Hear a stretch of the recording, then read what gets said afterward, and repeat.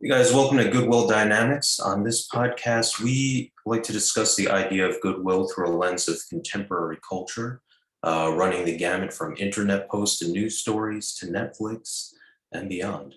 But we want to sink our teeth into that idea of goodwill, of spreading goodwill in the world and what that actually does or doesn't look like. And so today we want to read for you a quick little story from Reddit Relationships. And it's a little message board where people, write in little issues that they're having with their relationships, and everyone can respond and tell them what they think about it.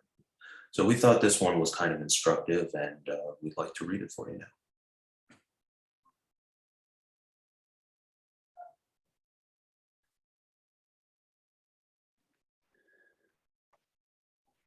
The gentleman that writes this, he acknowledges some typos, so I'll just read it as is. My wife and I have been separated for about 6 months. Our marriage has lasted for about 5 years. Even though we have done some pretty horrible things to each other, we separated on good terms. I still wanted to make things work, but she wanted a divorce because we both weren't happy, which she was right. So we agreed to separate and see where it goes from there. We agreed to split any bills between us. Well, pretty early on, I ended just paying 2 of the bills that we shared because I made more money and she would be struggling. Then she was close to losing her car, so I gave her money to catch up on her payments. My whole justification of helping was that our daughter, who's 3, would suffer and it would make everybody's life harder. I would also send her money for gas if she didn't have any at that time. Most of the time, she would ask me for money, and other times I would just send her money whenever she came to about not having money to make it through the week. I should say that a part of me desperately wants to reconcile, but I know she doesn't feel the same at all. Well, come to today, she asked me to come pick up our daughter from the house she is staying at. When I pull up, I see somebody else care outside the house. And through a little observation and my daughter talking, she was with somebody last night. One thing I dealt with in our marriage was an affair. Anyways, I have been contemplating separating the bills I have been paying, so I am just paying for me. And seeing her with somebody makes me not want to help her financially anymore. I had issue with feeling used and manipulated this whole 6 months. Is it wrong of me to not want to help her out anymore? I am honestly very lost. I don't want me bring up the issue to make our good relationship go sideways and it turn into something nasty that our daughter has to endure. But I also feel used and all around not cared about. Thank you for your time and sorry for any grammar mistakes.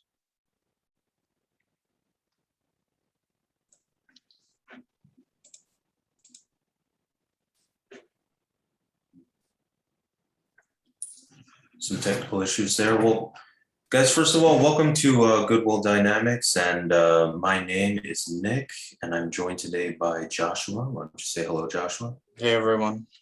And of course, also joined by Adam. Point yourself out there, Adam. How you doing? Good to be here.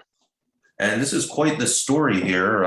What do you guys think of this? This is sort of a classic example of goodwill potentially gone awry. What do you guys think?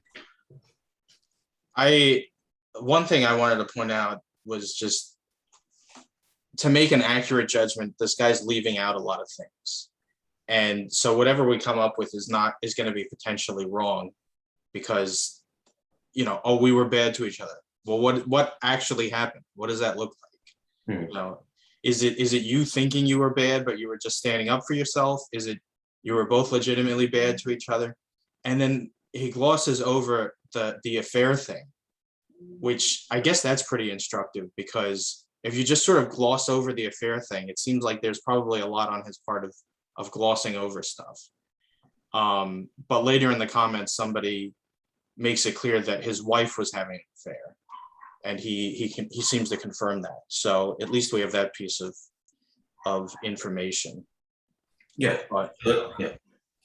He said something I dealt with was an affair, so I assumed it was, he was the one having to deal with it happening.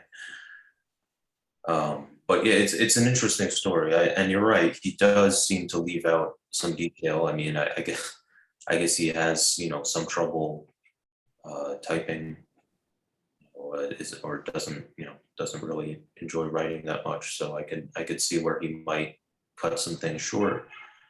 Um, but I thought it was interesting. I mean, I thought, this is something where, I mean, at least taking it at face value, right? This guy kind of seems to want his wife back on some level. He wants to maintain the relationship on some level, but he also kind of can't say that, or can't fully represent that as his position, right? Because, I mean, for one thing, it seems like if he was just upfront, with her and everybody about that being what he wants, he probably wouldn't get what he wants, right? So Well, I think he started, seemingly what we're presented with is that he's too nice. He's missed what actually being nice is, into the territory of like being a pushover or taken advantage of. That's what it sounds like. Like Sure. his wife cheated on him, broke the trust of the marriage, and it's just, oh well. I mean, we don't know what he did potentially, because he doesn't go into the details. But yeah, I mean, you're not helping people when you let them take advantage of you. And it's like, oh well, if you don't respect the marriage, and you're getting paid this money, ostensibly for being married, and then you're just like, let me, because he said he volunteered paying things to her. Like, it wasn't just she asked for things. He went above and beyond that and was like, oh, let me give you more money. I mean, it sets up a unhealthy dynamic of just enabling people to not deal with their issues. And so it gives the, Well, he wants the relationship. what's that? Sorry, go ahead. Keep going. It gives the appearance of goodwill or being nice to people, but what it's actually doing is just fostering problems and negative issues, which isn't ultimately healthy for anybody involved. Well, Adam, what do you think of that? Yeah, no, it's a good point. I think it cuts to the core of what some of our discussions in other arenas about goodwill, and what goodwill really means from a lower perspective and maybe a little higher perspective. And it's certainly understandable that he wants, he really wanted to make sure they were okay financially. He wanted to do the right thing. He wanted to be the guy that, stepped up and didn't have to be asked or forced, because we do have a problem in this world where, so many spouses become absent to those situations and don't give a lick, and they just walk away. So his intention, it certainly is well-meaning, but like you say, could be confused by the fact that he wants to get back with her potentially, and that is one of the hardest things that we deal with in relationships, is when one person wants to be in the relationship and the other person doesn't. And sometimes giving, if the other person isn't pushing the agenda to set, they're saying they don't want to be with you, but they're not pushing the agenda. They're not like filing, you don't get the divorce papers, you don't get the separation agreement really worked out, or there's just some ambivalence there that the person that wants to be in the relationship is sensing. And so sometimes we have to be willing, when we're stuck in that situation, to have goodwill towards ourselves and goodwill towards what the best long-term solution is, and let the person go. We let the relationship go because maybe the other person doesn't have that capability to make a hard cutoff, and we have to do what's best. Yeah, I mean, that's what gets lost in the sort of mainstream idea of goodwill, is like, oh, you're just selfless, you're just helping others. Like, to me anyway, it's, goodwill includes you in it, the good of the whole. And you have a fundamental responsibility to take care of yourself. Like the whole thing in lifeguarding, like if you get knocked unconscious, how are you going to save the person you're trying to save? And so if you're not exercising that responsibility to look after yourself, and outsourcing it to somebody else, and everybody else does that, then nobody looks after themselves, and they all have to look after each other, which is on a certain basic level much less efficient than making sure you brush your teeth or do whatever. Yeah, and anything you do in the name of goodwill is going to involve you. So you do need to take care of you. And yeah, I mean, I think another issue, a bigger issue is like your idea of what the truth is, right? Because I think, like, I mean, my contention is that this guy is sort of weirdly sustaining a relationship with his spouse because he doesn't want to admit the reality of things, and he doesn't want to lose the relationship. And this is a way of sort of still being in the relationship, but it's kind of distorted, right? It's distorted by this idea of like, oh, this is a situation where I need to do this, and this is what's best. And I think it speaks to how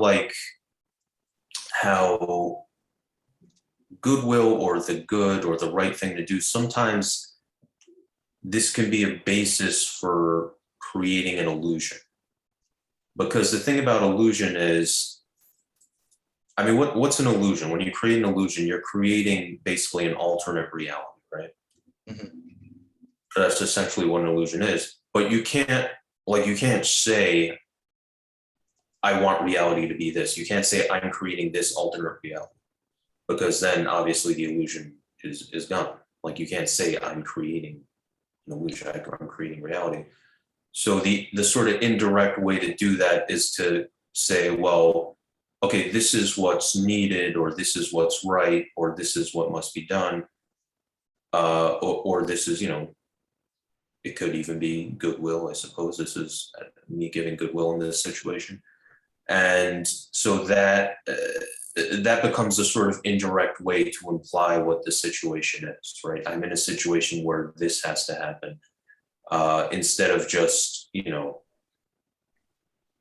like I said, because you can't just directly say, I wish reality was this, because then you're obviously telling yourself that's not reality, which you don't want. Yeah, that's a really good point, Nick, is that, keeping that focus on to try, got a fly running around here, trying to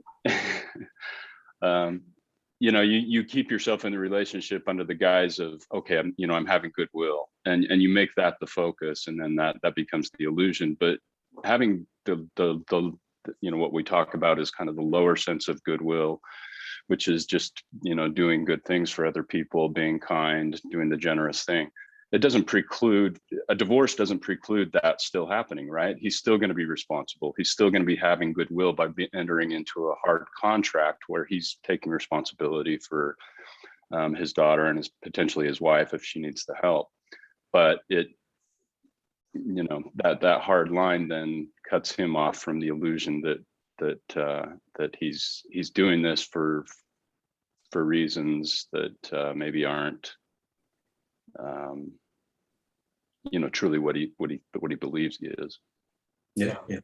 Well, that's a great point too. I mean, drawing the hard boundary doesn't preclude continuing to act with kindness within the boundary, right? Yeah.